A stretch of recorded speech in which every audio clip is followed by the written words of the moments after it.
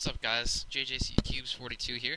Another Minecraft video. It's been a while since I posted anything like this, but my inspiration for what I'm showing you today is my recent studies in college. I've been pretty, neck deep in the computer engineering major in my sophomore year, and starting to learn about different components, um, which basically Redstone is the entire reason why I chose this major to begin with.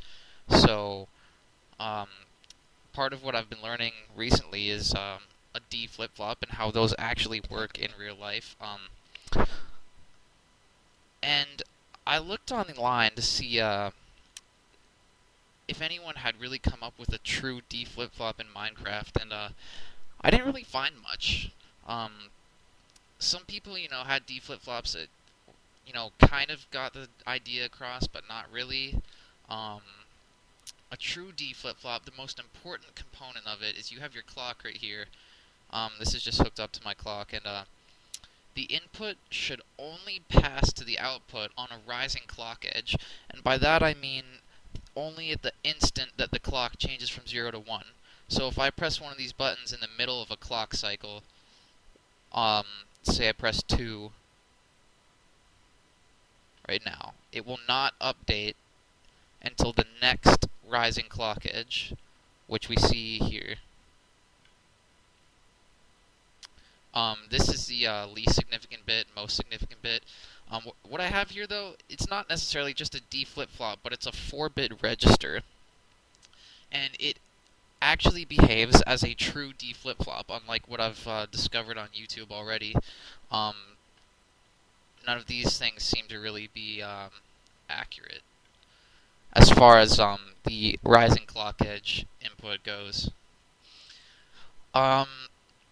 So I have it's a 4-bit. This is a 4-bit register, which all that means is there's 4 d-flip-flops combined together, operating on a clock, and the input can only pass to the output on a rising clock edge, meaning, like I said, the instant that 0 turns into 1.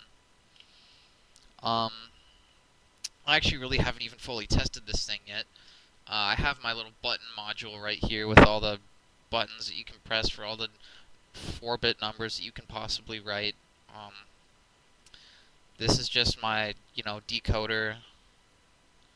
I tried to make it as small as I could, taking advantage of vertical space here.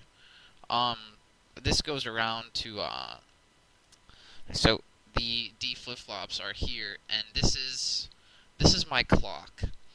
And I'll show you the reason why this is a true d-flip-flop, unlike some of the others that I've seen on YouTube that are just kind of cheap imitations, in my opinion. This right here, this piston, is what I call the signal jammer. It's what prevents the clock from being able to trigger the d-flip-flops halfway through the rising edge, or at any moment except for the rising edge. If you'll notice, as soon as the clock signal turns on, this piston comes down and jams the signal so that it can't go to the d-flip-flops, which are essentially memory units, at any instant except for right when it changes. So that's how that works. Basically, I have signal clock and not clock going into a RS NOR latch here using droppers. I did borrow this design for an RS NOR latch from somebody else on YouTube in order to shrink my design, because it was pretty huge at first. Yeah, the RS NOR latch has inputs clock and not clock. This is clock going into here, and this is not clock. So that's how it determines whether or not it should jam the signal, because as soon as the clock turns on, then this piston gets activated with maybe like 1 or 2 ticks of delay. Actually, like maybe 3 or so. I don't know. But anyways, my d-flip-flop looks like this, and what happens is when you change one of these inputs, I'm just gonna knock out this redstone here to demonstrate. This piston, these 2 pistons serve as a junction. This one's getting lit up right now, obviously. But this one would get lit up, turning this redstone lamp on if they were reversed. And we'll see that right now. And you have this that turns on the rising clock edge. Put that redstone back. The pistons switch again. and then the lamp turns off. And all I've done is chain 4 of these together in as compact as a fashion as I possibly could. Um, this is how I chose to do it. This is the same as the other NOR latch over there. It's just a little bit redesigned so that they can be cramped together um, and still operate with this little piston junction. So it's not too big. These are relatively small. It's only like a 2x3 or 4 space and goes back. Some people may have smaller designs, but um, like I stated, I really don't feel that they're true to what a d-flip-flop is supposed to be. So I don't know what else there is to really show you. I guess I could demonstrate a couple more of the inputs, which I can't really guarantee will work because I honestly haven't tested this thing that much. This is a reset button. I can't get the reset to work the same as an asynchronous clear, which is what d-flip-flops are supposed to have in some circumstances. But they'll work on that for a different time. Alright, so let's give it 13. That won't turn on until the next rising clock edge. There's 13. 1101. The way I have it set up right now, just because of it's a little humor here.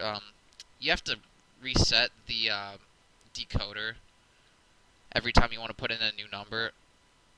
I could have synchronized that with a button press on any of these, but I made it really compact at first. You see, there's not really any room anywhere to send a signal to the reset switches on any button press, and it was just getting to be too complicated and too much work and too much mess.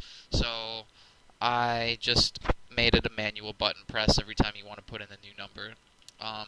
To demonstrate everything works, I'll put in a 15. Wait for the next clock edge, and there's 15. Alright. And that should reset on the next clock edge. Essentially what this does is, this is like the 0 input.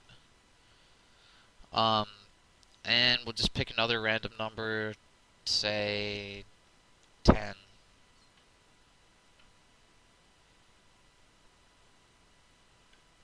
There we go, 1010. Alright, so hopefully this will be helpful for you guys that know how to use and implement the d-flip-flop for various memory circuits, things that depend on states, and obviously this clock speed is very, very slow right now, but that is just so I could demonstrate the whole concept of the rising clock edge. I could shrink it a lot, which would make it more realistic.